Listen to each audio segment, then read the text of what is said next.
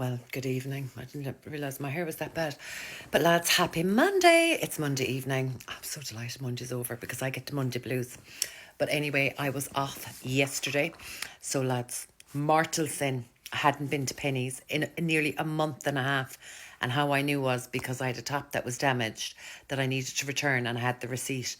And yeah, and they said, oh, it's like a month and a half. And I said, oh yeah, but it's damaged. And they were like, oh yeah, that's no problem. But anyway, so I went down anyway. I was delighted with life. I was all by myself, living my best life, going around with my little basket behind me, pulling it around, loading it up, lads, treating myself, being good to myself. And went on the first floor. The thing was, I met nobody I knew, which was shocking because I'm from Tralee, and like normally when you go into Penny's, like I could be inside Penny's for 2 hours talking to different people. But anyway, met nobody I knew. So done the first floor, then done the second floor to get the bras and the socks and the knickers. No, I actually didn't get the bras because I don't find the bras great. They don't hold up my bazookas. So went up to the third floor. Then I said, I'll pick up a few bits now for my grandchildren because Halloween is coming, and see had any bits upstairs. So next thing, here I am now, lads. I'm now tripping over the basket because it's full to the fucking brim. And next thing I heard, hello Lisa, how are you? I was like, me. And I said, oh, hi girl, how are you? So anyway, knew her straight away. She actually grew up in the same estate that I grew up in.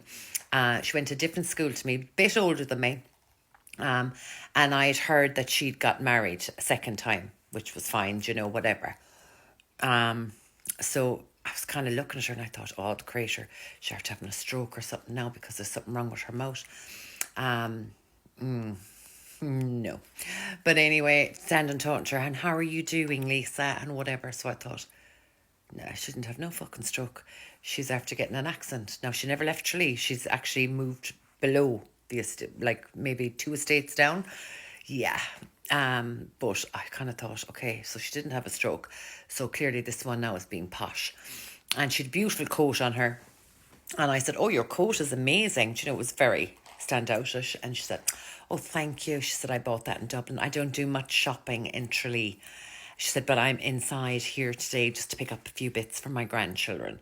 And I thought, oh, are you living in Dublin? And she said, no, I live here. And she told me, told me her fucking address. And she said, oh my God, it's extremely warm inside here, isn't it? And I was like, oh my God, like, how am I going to be listening to this one now? I prefer if I spoke to nobody inside her.